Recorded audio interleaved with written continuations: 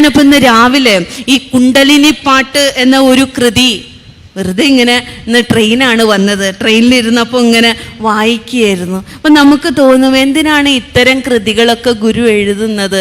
പാമ്പിനെ കുറിച്ചും പാട്ടോ? ഒരമ്മ പറഞ്ഞു, കുട്ടി എന്നോട് പറഞ്ഞു, സ്വാമിനിയമ്മ ഞാൻ വീട്ടിൽ കുണ്ടലിനി പാട്ട് ചൊല്ലിയപ്പോൾ അമ്മ പറഞ്ഞു ചൊല്ലണ്ട, പാമ്പ് വരും.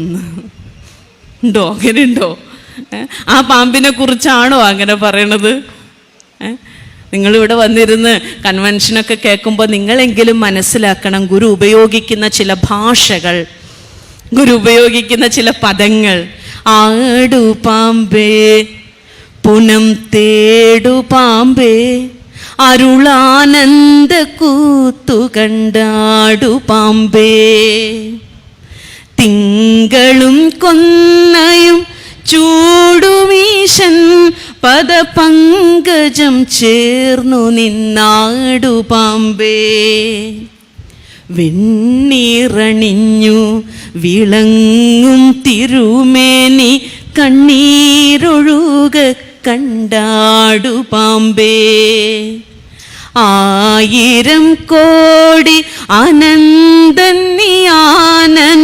ആയിരവും തുറന്നാടു പാമ്പേ, ഓമെന്നു തൊട്ടൊരു കോടി മന്ത്രപ്പൊരുൾ നാം എന്നറിഞ്ഞുകൊണ്ടാടു പാമ്പേ, പുള്ളിപ്പുലിത്തോൽ പുതയ്ക്കും പുമേനിയൻ ഉള്ളിൽ കളിക്കുമെന്നാടു പാമ്പേ, പേയും പിണവും പിറക്കും ചുടുകാടുമേയും പരമ്പൊരുളാടു പാമ്പേ, പൂമണക്കും കുഴലാളകം പൂകുമാ കോമളമേനി കണ്ടാടു പാമ്പേ, ആടു പാമ്പേ പുനം തേടു പാമ്പേ, അരുളാനന്ദ കൂത്തു കണ്ടാടു പാമ്പേ, അരുളാനന്ദ കൂത്തു കണ്ടാടു പാമ്പേ. പാമ്പാരാണ്? നമ്മെപ്പോലുള്ള ഓരോ ജീവാത്മാക്കളെയും നോക്കിയിട്ട് വിളിക്കണതാണ് പാമ്പ് എന്ന്. ഒരു പ്രതീകമാണ്.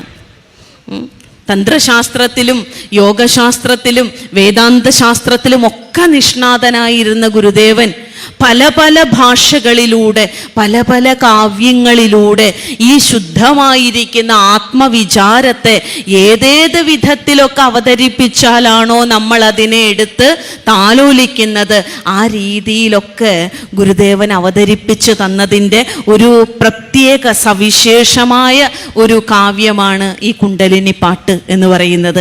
21ഓളം ഈരടികൾ വളരെ സുഖസുന്ദരമായി ആലപിക്കാം. നമ്മുടെ വീടുകളിൽ എന്നും ദൈവദശകവും ഗുരുഷഡ്കവും മാത്രം ആലപിച്ചിരിക്കരുത്. നിങ്ങൾ എന്നും ഈ ഗുരുദേവ കൃതികളാകുന്ന ഈ വേദപുസ്തകം, നിങ്ങളുടെ വീട്ടിൽ എത്ര അംഗങ്ങളുണ്ടോ അത്രയും പുസ്തകം വേണം. അവരെല്ലാവരും ആ പുസ്തകം നോക്കിയിട്ട് ഇതിങ്ങനെ ശ്രുതിമധുരമായി സമാധാനത്തോടു കൂടിയിരുന്ന് ചൊല്ലുമ്പോൾ അപ്പോഴാണ് വീട് ഗൃഹസ്ഥൻ്റെ ആശ്രമമാകുന്നത്. നിങ്ങൾ ആശ്രമത്തിലാണ്, ഞാൻ മാത്രമല്ല ആശ്രമത്തിൽ നിന്ന് വരുന്നത്. അങ്ങനെ തോന്നരുത്, അയ്യോ സ്വാമിനിയമ്മ ആശ്രമത്തിലല്ലേ, അപ്പം നിങ്ങളും ആശ്രമത്തിലാണ്.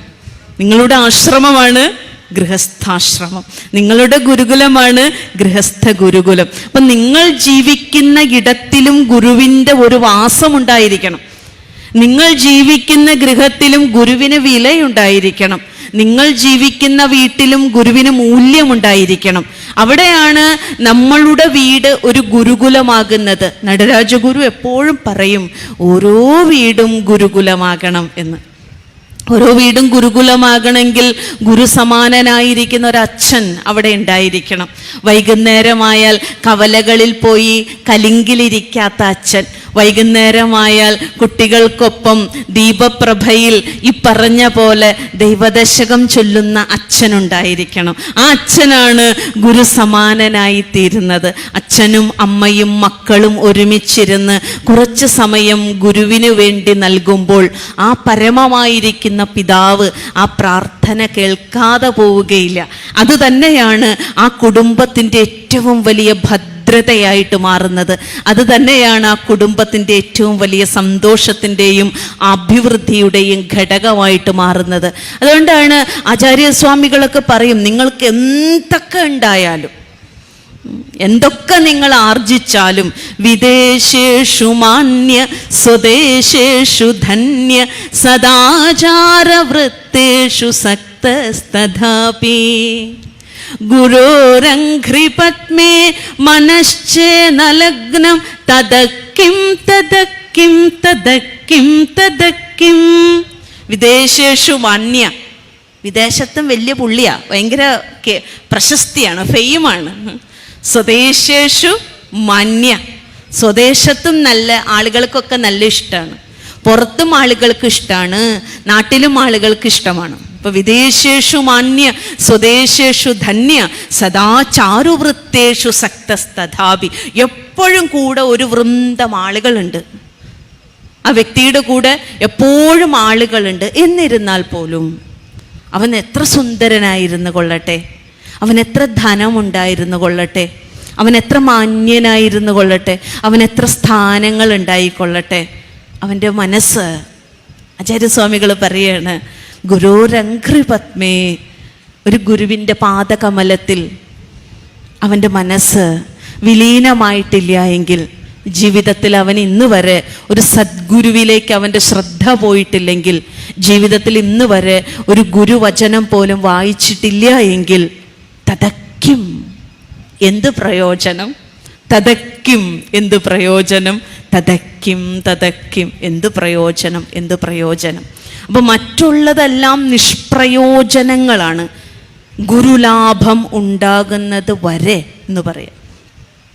ഗുരുവിനെ നമുക്ക് ലഭിക്കുന്നത് വരെ, ഗുരുവിലേക്ക് നമ്മുടെ ശ്രദ്ധ തിരിയുന്നത് വരെ, ഗുരുവചനങ്ങൾ നമ്മൾ വിചാരം ചെയ്യാൻ തുടങ്ങുന്നത് വരെ, നിങ്ങൾ എന്തൊക്കെ ആർജിച്ചിട്ടുണ്ടെങ്കിലും അതിന് സാഫല്യം ഉണ്ടാകുന്നില്ല.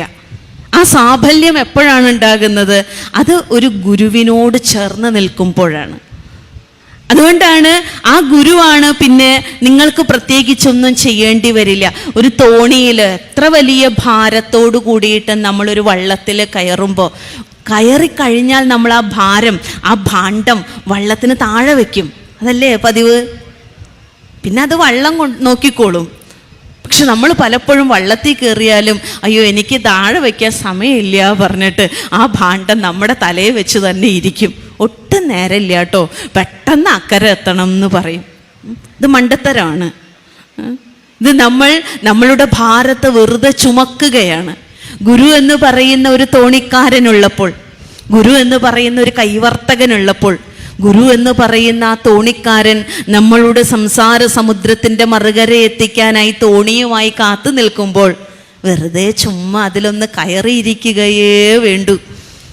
അതിലേക്ക് കയറിയിരുന്നാൽ ആ തോണിക്കാരൻ നിർദ്ദിഷ്ട സ്ഥാനത്ത് പുഴയിൽ വീഴാതെ, മുങ്ങിപ്പോകാതെ, മുങ്ങിത്തപ്പാതെ അക്കരെ എത്തിക്കുമെന്നുള്ള കാര്യത്തിൽ യാതൊരു സംശയമില്ല.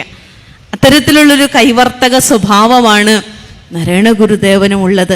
അതുകൊണ്ടാണ് ഗുരു ഓരോ വ്യക്തിക്കും ഇണങ്ങുന്ന വിധത്തിൽ ഇത്തരം പ്രാർത്ഥനകളൊക്കെ ചമച്ചു തന്നത്. അതുകൊണ്ടാണ് നമ്മളോട് പറയാണ്, ആടുപാമ്പേ നീ എണീറ്റേ, നീ എന്താ ഇങ്ങനെ തൂങ്ങിപ്പിടിച്ചിരിക്കണത്, നിന്റെ മുഖത്തൊരു ഫ്രഷ്നെസ് ഇല്ലല്ലോ, നീ ഒന്ന് ചിരിച്ചേ, ചിരിക്കാൻ പൈസയൊന്നും കൊടുക്കണ്ടല്ലോ. 10 തവണ ചിരിച്ചു, അയ്യോ എൻ്റെ ബാങ്ക് ബാലൻസിൽ നിന്ന് 1000 രൂപ കുറഞ്ഞു, അങ്ങനെ വരുന്നുണ്ടോ? ഇല്ല. എന്നാലും ചിരിച്ചാൽ എൻ്റെ മുത്തുമണികളൊക്കെ പല്ലിൽ നിന്ന് പൊഴിഞ്ഞ് താഴെ വീണാലോ എന്ന മട്ടിലുള്ള ഗൗരവത്തിലാണ് നമ്മൾ നടക്കുന്നത്.